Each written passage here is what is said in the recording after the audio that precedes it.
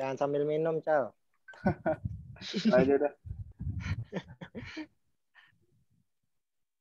Oke, kita mulai aja ya. Assalamualaikum warahmatullahi wabarakatuh. Assalamualaikum warahmatullahi wabarakatuh. Alhamdulillahirabbil alamin wa bihi nasta'in wa ala umuri dunya waddin. Wassalatu wassalamu ala Rasulillah ajmain. Amma ba'du.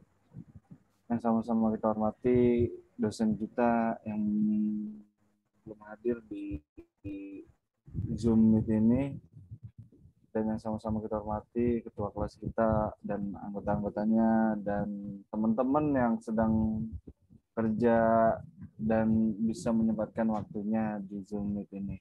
Dan yang sama-sama saya hormati rekan saya Nur Aini yang sudah sempat hadir di Zoom Meet ini. Puja dan puji syukur kita kehadirat Allah Subhanahu wa taala yang mana telah memberikan kita berbagai macam nikmat, di antaranya nikmat iman, nikmat Islam, nikmat sehat walafiat, yang mana kita bisa hadir di Zoom Meet ini dengan keadaan sehat dan berkah. Amin. Salawat berkatakan salam yang mana kita curahkan kepada baginda Nabi besar kita Nabi Muhammad SAW, yang mana telah membawa umatnya minaz zulmati ilan nur aw minad dalalah ilal huda. Saya di sini sebagai pemateri, nama saya Sabila 311943 bersama rekan saya Nur Aini 3119 19062. Di sini saya akan menjelaskan makalah fungsi pendidikan sebagai lembaga konferatif dan agent of change. Maaf, Inggris saya kurang bagus. Kita next ya. Di sini penjelasan yang pertama saya akan menjelaskan fungsi pendidikan dalam masyarakat. Apa itu fungsi pendidikan dalam masyarakat? Kita akan jelaskan di sini. Pendidikan fungsi dalam masyarakat secara lebih luasnya yaitu kepastian masyarakat dalam lingkup negara disebut menurut Undang-Undang Nomor 20 Tahun 2003 Pasal 2 bahwa pendidikan nasional berfungsi mengembangkan kemampuan dan membentuk watak serta peradaban bangsa yang bermartabat dalam rangka mencerdaskan kehidupan bangsa, bertujuan untuk berkembangnya potensi peserta didik agar menjadi manusia yang beriman dan bertakwa kepada Tuhan Yang Maha Esa, berakhlak mulia, sehat, berilmu, cakap, kreatif, mandiri, dan menjadi warga negara yang demokratis dan bertanggung jawab. Nah, jadi menurut uraian di atas, fungsi pendidikan untuk masyarakat di dalam lingkup negara antara lain mengembangkan kemampuan dan membentuk watak serta peradaban bangsa yang bermartabat dan rangka mencerdaskan kehidupan bangsa. Secara lebih rincinya, manfaat pendidikan untuk masyarakat menurut Pidarta dalam EDI 2010-33 adalah sebagai berikut. 1. Pendidikan sebagai transmisi dan pelestarian budaya. 2. Sekolah sebagai pusat budaya bagi masyarakat sekitarnya.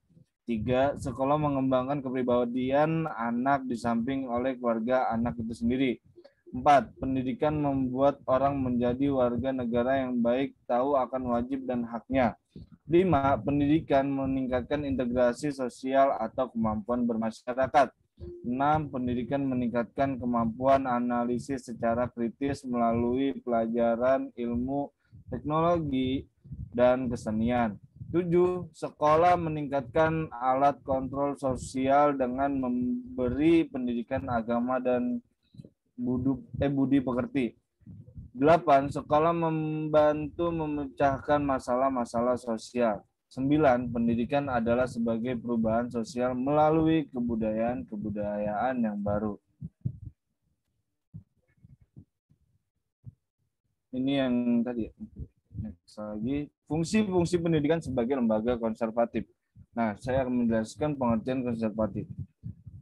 Istilah konservatif berasal dari kata dalam bahasa Latin conservars yang dapat diartikan melestarikan atau menjaga, memelihara, mengamalkan. Karena berbagai budaya memiliki nilai yang mapan dan berbeda, maka kaum konservatif di berbagai kebudayaan mempunyai tujuan yang berbeda-beda. Pula hal yang sama dikemukakan oleh Farida tahun 2009 yang menyatakan bahwa konservatif berasal dari bahasa Latin servare yang artinya melindungi dari kerusakan atau kerugian. Jadi orang yang dinamakan kolot atau konservatif adalah orang yang tidak mau melakukan perubahan karena khawatir mempunyai dampak yang tidak baik terhadap dirinya maupun lingkungan. Samuel Francis mendefinisikan konservatif yang otentik sebagai bertahannya dan penguatannya orang-orang tertentu dan ungkapan-ungkapan kebudayaan yang dilembagakan. Roger Scruton menyebutkan sebagai pelestarian ekologi sosial dan politik penundaan yang tujuannya adalah mempertahankan selama mungkin keberadaan sebagai kehidupan dan kesehatan dari suatu organisme sosial. Dengan demikian, konservatif adalah sebuah filsafat politik yang mendukung nilai-nilai tradisional yang harus dipertahankan. Sebagai pihak konservatif berusaha melestarikan status quo sementara yang lain berusaha kembali kepada nilai-nilai zaman yang lampau. The status quo ante menurut Giroux dan Aronowitz 1985. Konservatif dibangun berdasarkan keyakinan bahwa masyarakat, dalam hal ini peserta didik, pada dasarnya tidak merencanakan perubahan atau mempengaruhi perubahan sosial. Dengan pandangan seperti itu, para pendidik yang menggunakan paradigma konservatif menganggap peserta didik tidak memiliki kekuatan atau kekuasaan untuk melakukan perubahan atas kondisi mereka. Nah, untuk tujuan konservatif ini akan disampaikan oleh rekan saya Nur Aini. Dipersilakan dengan segala hormat. Tujuan konservatif. Bagi kaum konservatif, tujuan atau asaran pendidikan adalah sebagai sarana pelestarian dan penerusan pola-pola pemapanan sosial serta tradisi-tradisi. Berciri orientasi ke masa kini, para pendidik konservatif sangat menghargai masa silam, namun terutama memusatkan perhatiannya pada kegunaan dan pola-pola belajar mengajar di dalam konteks sosial yang ada sekarang ini. Ia ingin mempromosikan perkembangan masyarakat kontemporer yang seutuhnya dengan cara memastikan terjadinya perubahan yang perlahan-lahan dan bersifat organis yang sesuai dengan keperluan legal institusional suatu pemapanan. Selain itu, konservatisme juga bertujuan untuk mendorong pemapanan dan penghargaan bagi lembaga-lembaga, tradisi-tradisi, dan proses-proses budaya yang sudah teruji oleh waktu, termasuk rasa hormat yang tinggi. Dan dengan demikian, kaum konservatif menganggap bahwa meneruskan informasi dan keterampilan yang sesuai supaya berhasil dalam tatanan sosial yang ada adalah merupakan tujuan lembaga pendidikannya. Fungsi-fungsi konservatisme. Fungsi-fungsi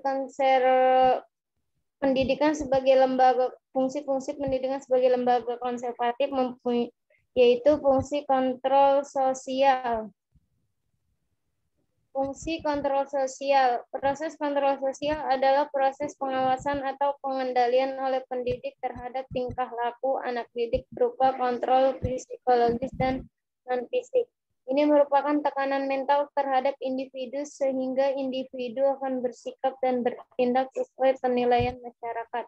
Dalam arti yang sempit, dengan kontrol sosial dimaksud pengendalian eksternal atas kelakuan individu oleh orang lain yang memegang otoritas atau kekuasaan.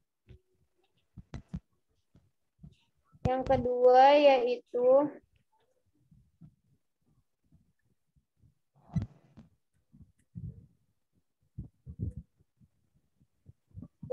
yaitu fungsi pelestarian budaya masyarakat.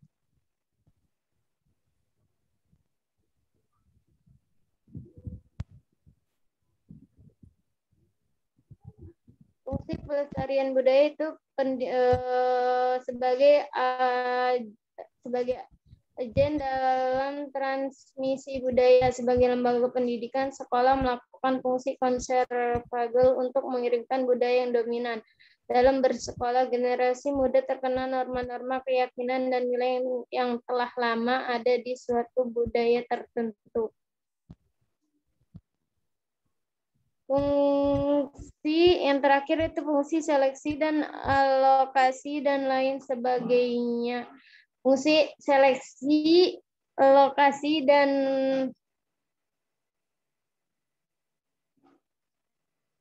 lain sebagainya itu jika kita amati apa yang terjadi dalam masyarakat dalam rangka menyiapkan tenaga kerja untuk suatu jabatan tertentu, maka di sana akan terjadi 3 kegiatan, yaitu kegiatan latihan untuk suatu jabatan dan pengembangan tenaga kerja tertentu. Proses seleksi ini terjadi di segala bidang, baik ketika hendak masuk sekolah maupun hendak masuk pada jabatan tertentu. Yang terakhir yaitu lembaga pendidikan sebagai agent of change.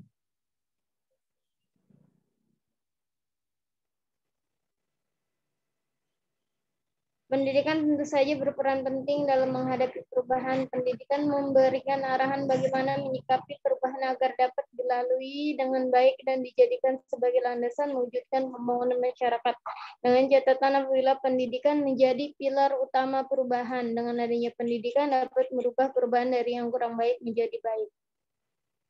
Selanjutnya, terima kasih buat yang bertanya, silakan. Mungkin ada kesimpulannya sedikit ya. Di sini kesimpulannya, berdasarkan pembahasan di atas, fungsi konservatif pendidikan adalah bagaimana mewariskan dan mempertahankan identitas dan cita-cita suatu masyarakat.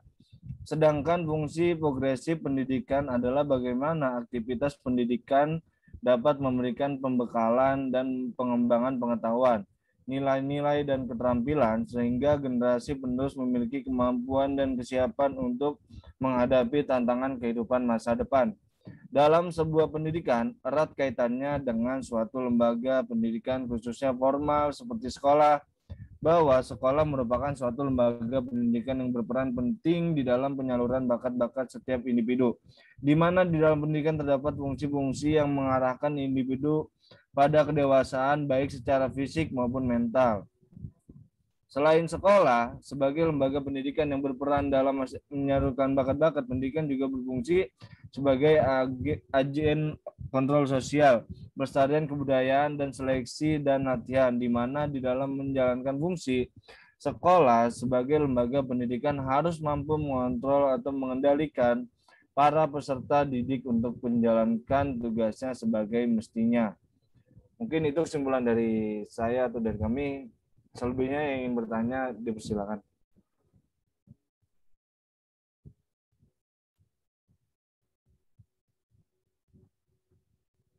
Gimana yang ingin bertanya? Screen-nya bisa dilepas dulu kayak saudara Ini ya? Isa. Oke. Oke, sip. Pak Darmawan sudah bergabung dengan saya juga. Alhamdulillah. Ya, teruskan Mas Salman. Presentasinya belum? Sudah presentasi saat sekarang lagi dibuka sesi pertanyaan.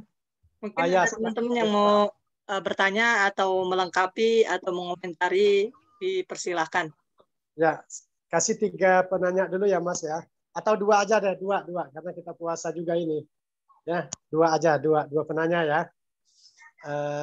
Nanti jangan lupa ditulis juga di kolom WA ya. Di WA grup ya pertanyaannya. Silakan. Saya mau nanya dong. Ya. Oh, Siti Fatimah katanya, Chan. Mau nanya. Siti Fatimah, silakan. Siti Fatimah, ya udah duluan. Di slide terakhir kan ada judul Lembaga Pendidikan sebagai Agent of Change. Lantas, apakah lembaga pendidikan kita di Indonesia ini, baik yang formal ataupun informal, telah mampu mengantarkan peserta didiknya sebagai agen perubahan sosial?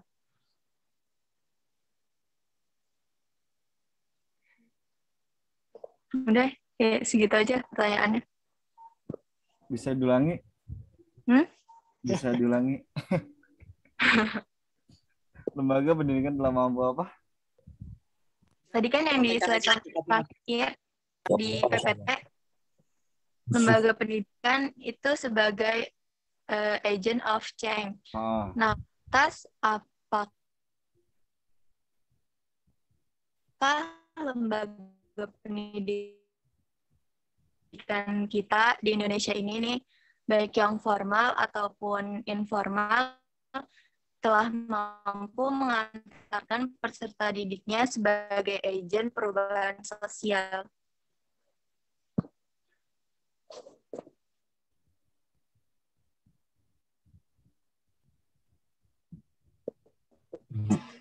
Gimana, Sal? Lagi, Sal. Apa? Oke, satu lagi. Sepul, tanya dulu, Sepul. Oh, enggak. Berarti Chandra. Silakan disampaikan, Chandra. Jadi itu udah ditanyain.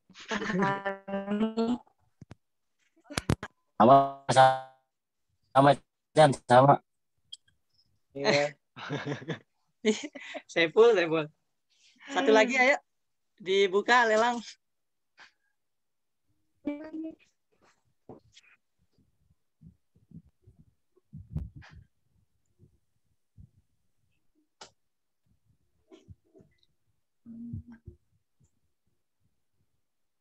Oke, boleh. Saya dah. Bismillah. Coba ya kita sharing ya. Tadi seputar fungsi pendidikan, salah satunya itu tadi konservatif. Adapun tujuan dan fungsinya, salah satu fungsinya yang ada 3 itu, yaitu fungsi kontrol sosial, seputar pengawasan dan pengendalian. Nah, untuk kondisi saat ini, ya di sini kan pengawasan yang dilakukan oleh pendidik.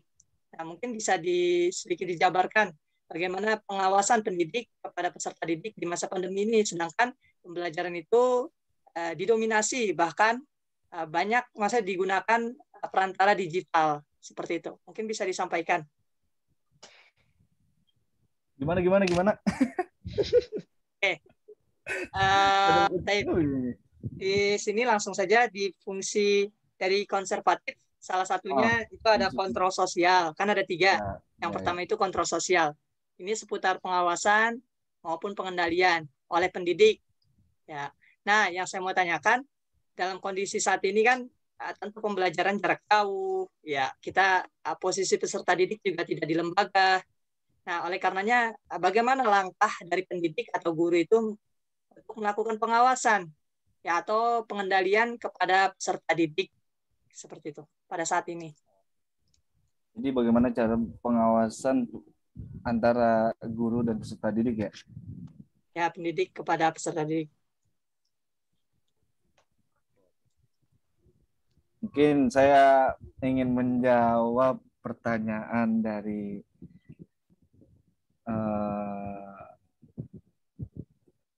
Akhi Salman ya. Mungkin itu dulu yang saya mau jawab ya. Dalam mengawasi peserta dalam mengawasi pendidik dan peserta didik ya. Dalam keadaan jarak jauh seperti ini sebenarnya yang kita butuhkan tentu pertama kan media ya. Media tuh sebagai alat pamungkas kita untuk mengawasi bagaimana si pendidik itu mengerjakan apa yang mereka lakukan atau apa yang mereka ya yang diperintahi oleh para guru-guru misalkan seperti itu ya.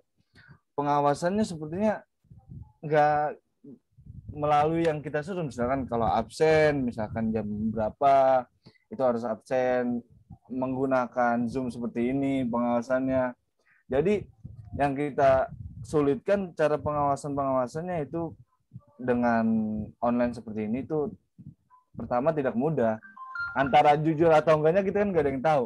Misalkan, oh iya Pak saya sudah hadir, padahal dia lagi keadaan lagi di luar gitu, misalkan lagi di pasar, lagi belanja atau gimana, kan kita nggak ada yang tahu kan gitu. Jadi pengalaman pribadi ya.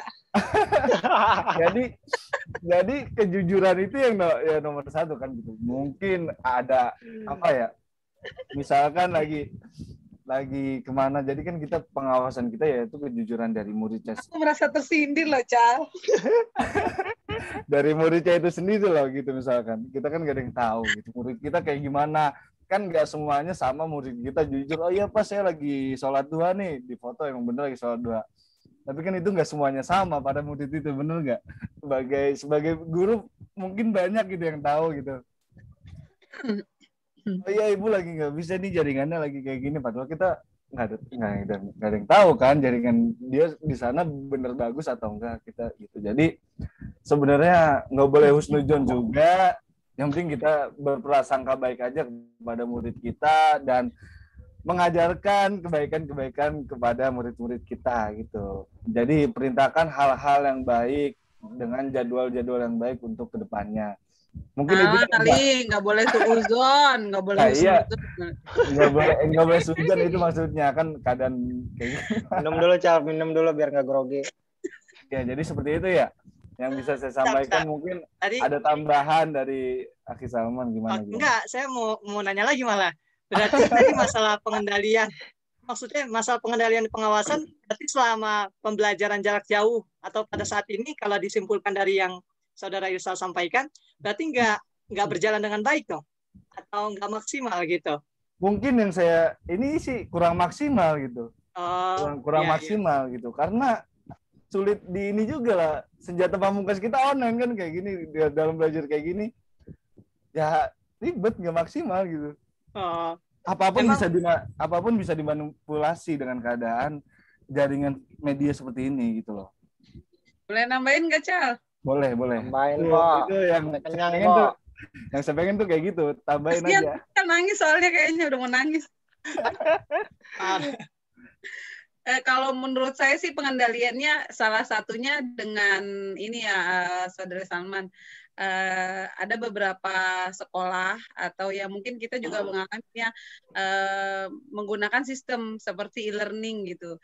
Karena anak saya kebetulan juga sama dia di madrasah. Nah dia ada e-learning. Jadi di e-learningnya itu dikontrol anak itu absen pagi harus absen. Nah itu kelihatan dia online-nya itu jam berapa gitu. Nah itu salah satu cara mungkin termasuk salah satu cara pengendaliannya seperti itu gitu lewat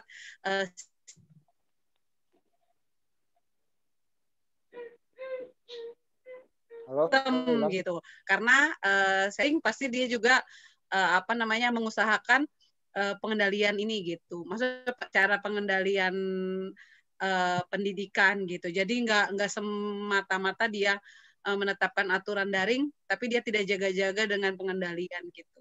Mungkin salah satunya sih itu dengan sistem e-learning. Karena kalau yang seperti kita tahu pada saat kita UTS e-learning cuma dikasih waktu sampai 2 jam gitu. Otomatis dimanapun kita, pokoknya kalau udah waktunya udah habis ya udah berarti kan memang orang itu tidak mengerjakan. Gitu. Beda lagi mungkin ya tadi setiap sistem pasti ada kelemahan dan kelebihannya. Mungkin kelemahannya secara daring internet, halang dengan internet dan sinyal gitu aja sih. Tapi mungkin kalau salah satu caranya itu dengan adanya e-learning gitu. Karena ada beberapa sekolah yang menggunakan sistem e-learning. Jadi dia absen dari pagi, dia online itu kelihatan. Anak itu online jam berapa, dia keluar lagi jam berapa, cuman misalnya kayak dia absen doang, dia online terus dia berhenti lagi. Nah, itu kelihatan di situ, nah itu kerekap gitu. Biasanya nanti seminggu sekali ada teguran dari orang tua di print itu semuanya buktinya. Jadi anak itu cuma online untuk absen aja, tidak mengerjakan tugas gitu. Jadi dia ada jam-jamnya gitu sih, Man. Salah satunya dengan itu. Kalau maksudnya saya ngalamin anak saya sistem pengendaliannya seperti itu dari pihak sekolah. Ya, bagus. Boleh menambahkan? Boleh, silakan, masih ada waktu. Mas Salman dikasih kesempatan temannya, silakan. Chandra mau menambahkan, Chandra? Mungkin ada yang mau ditambah. Sekaligus tadi belum kejawab yang pertanyaan pertama ya? Oh ya, pertanyaan pertama. Mungkin rekan saya ingin menjawab atau gimana?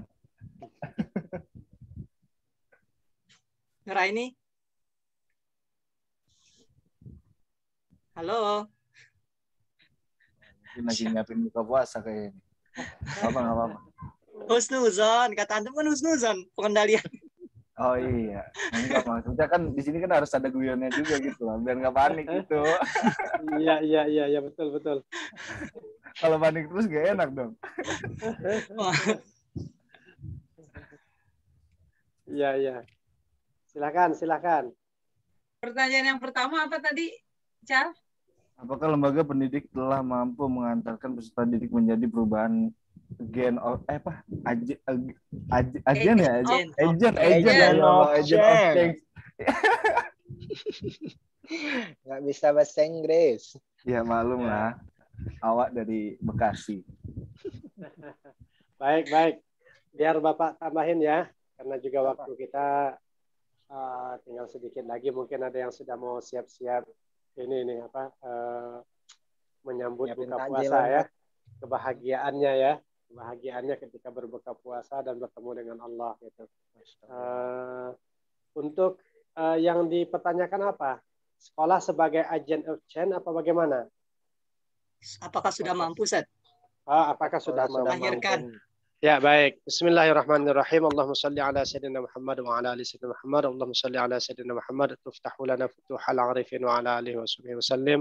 Allahumma salli ala sayyidina Muhammad tuftahu lana futuhal arifin wa ala alihi wa sahbihi wasallim. Allahumma salli ala sayyidina Muhammad tuftahu lana futuhal arifin wa ala alihi wa sahbihi wasallim.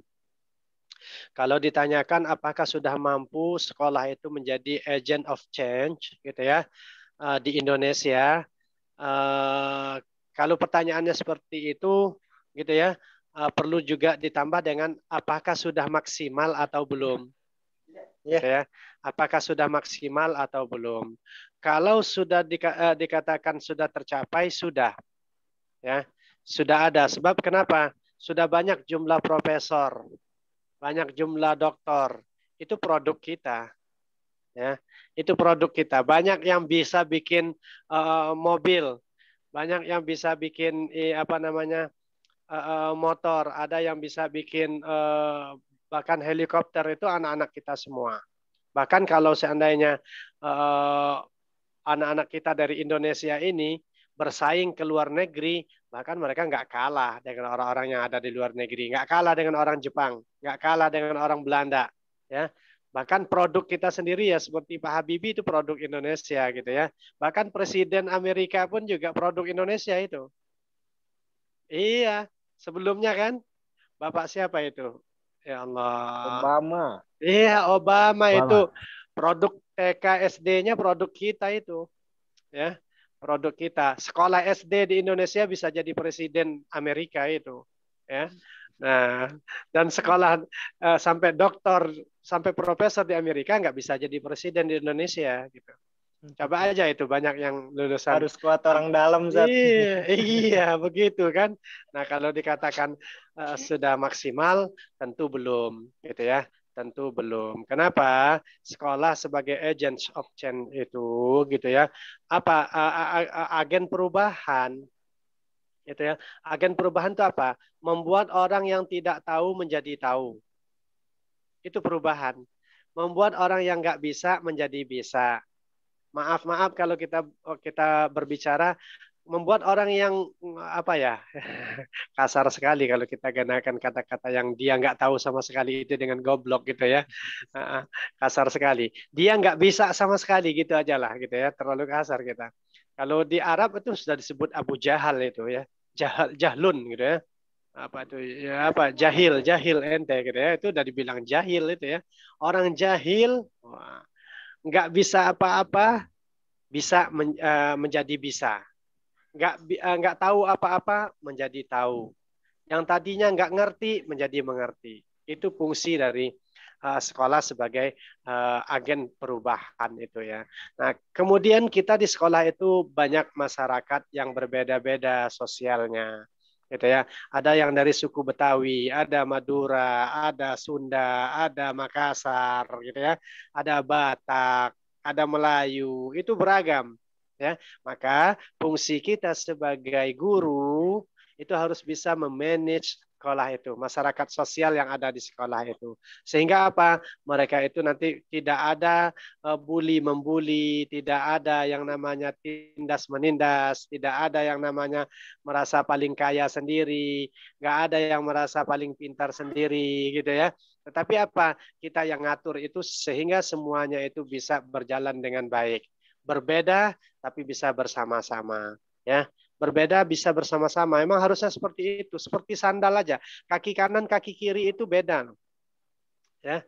Beda tapi serasi. Gitu ya. Kita dengan mungkin kalau ada yang sudah punya suami atau punya istri, kita dengan suami kita itu beda.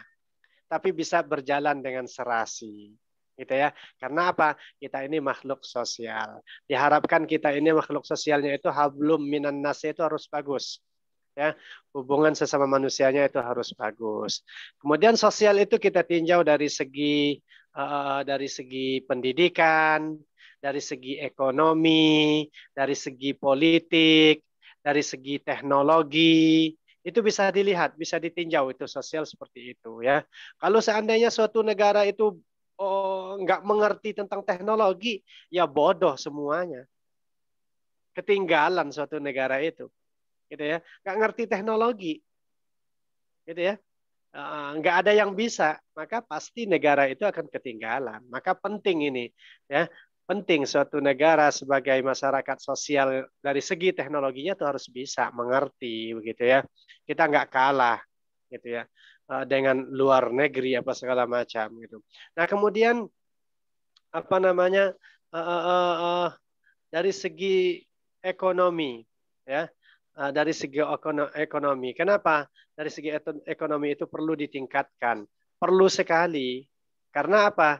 Ya, dengan masyarakat sosial ini kita melalui lembaga pendidikan itu bisa mengangkat ekonomi dan derajat harkat martabat keluarga kita. Gitu ya. Ada seorang anak yang dia datang dari kalangan bapaknya itu petani.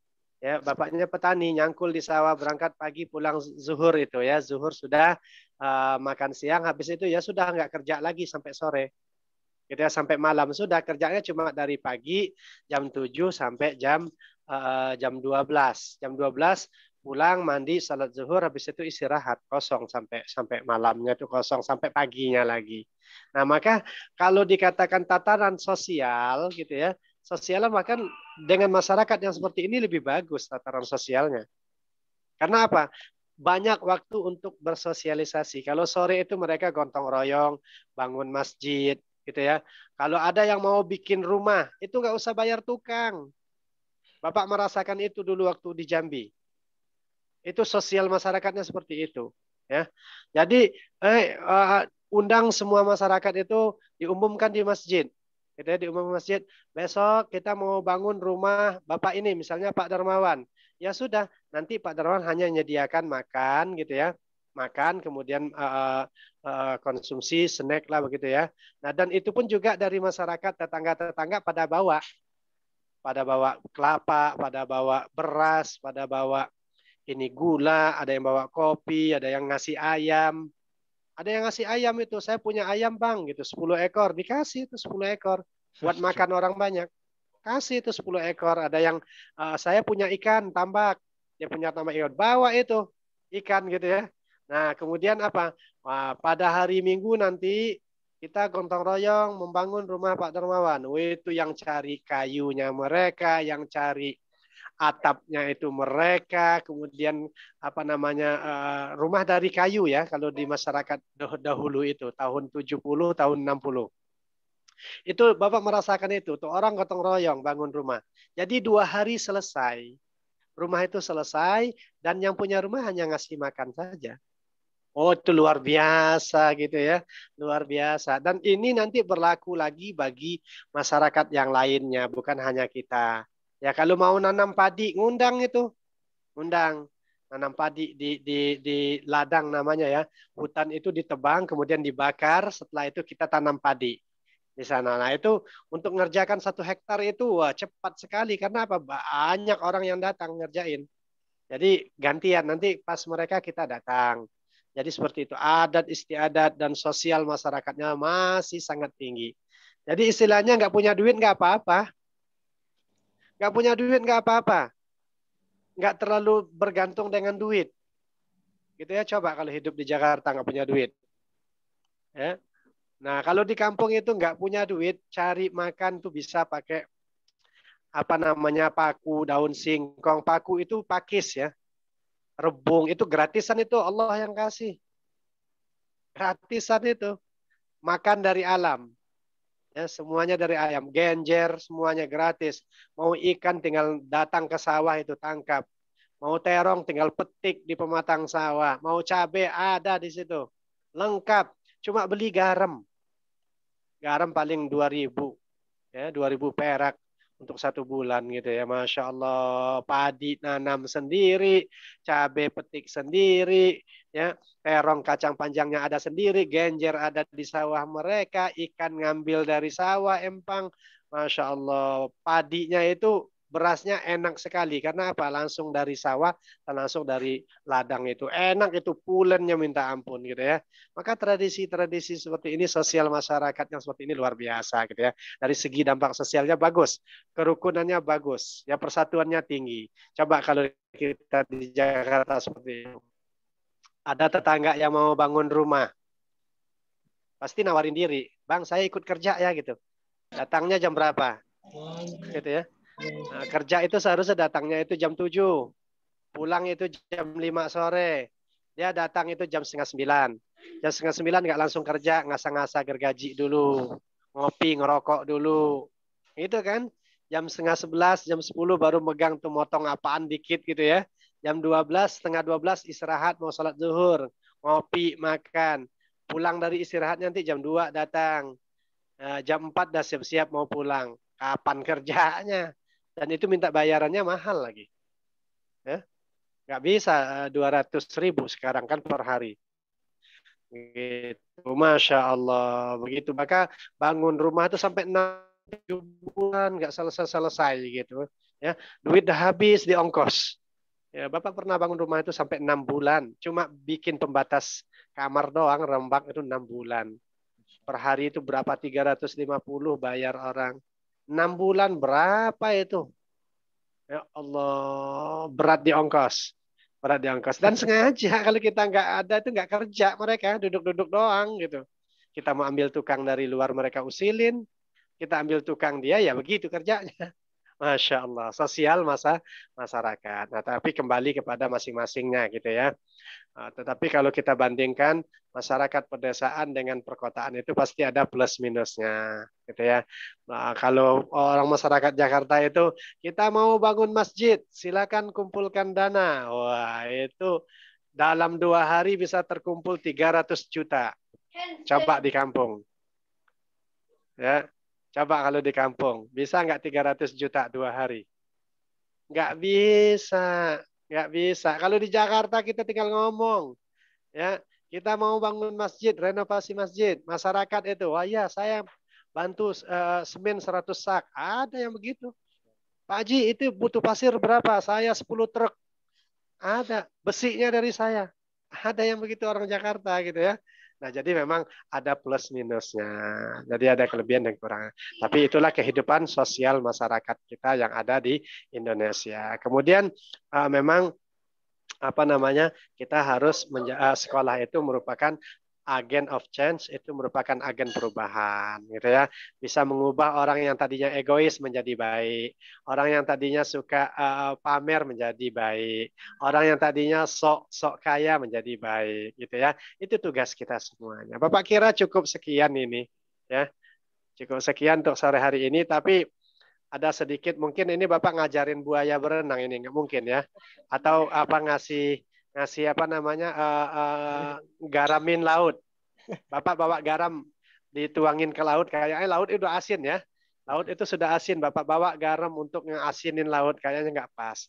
Tapi memang perlu disampaikan, hanya sekedar watawasau bil haq watawasau bis sabr aja gitu ya. Yang perlu kita lakukan ini adalah kini pas lagi Ramadan ini perbanyaklah perbaharui Islam gitu ya. Ini keluar dari sosiologi ya. Ini karena Ramadan ini, Bapak kasih. Perbaharui Islam, perbanyak 2 kalimat syahadat, perbanyak istighfar gitu ya. Perbanyak istighfar. Kalau Habib Idrus bin Alwi Jamalulail itu ngasih istighfarnya seperti apa? Astaghfirullahaladzim, innallaha ghafurur rahim. Itu setiap selesai sholat 11 kali. Habis subuh 100, habis asar 100. Kalau kuat ya terus baca istighfar gitu ya.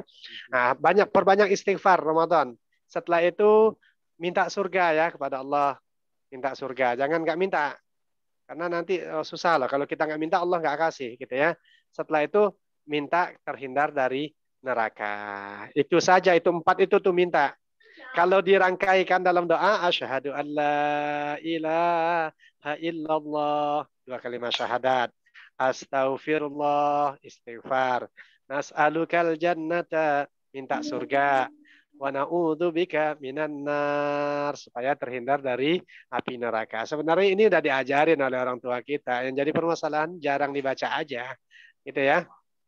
Ya, itu saja yang bisa disampaikan pada sore hari ini. Mudah-mudahan manfaat. Jangan lupa baca asyhadu an la ilaha illallah. Itu ya 2 kalimat syahadatnya ya. Kemudian istighfar, setelah itu minta surga, minta terhindar dari api neraka. Apalagi ini sebelum buka puasa, doanya paling makbul ya. Itu saja yang bisa disampaikan. Mohon maaf, jangan lupa absen di e-learning. Ya, untuk pertanyaan yang kedua, mudah-mudahan pertemuan berikutnya ingatkan Bapak tentang cara ngontrol ya. Sebenarnya Bapak bisa jawab, tapi ini waktunya udah jam segini, kasihan. Ya, itu saja. Assalamualaikum warahmatullahi wabarakatuh. Waalaikumsalam warahmatullahi wabarakatuh. Makasih Ustaz. Ya, sama-sama Afwan. Ya, assalamualaikum. Waalaikumsalam.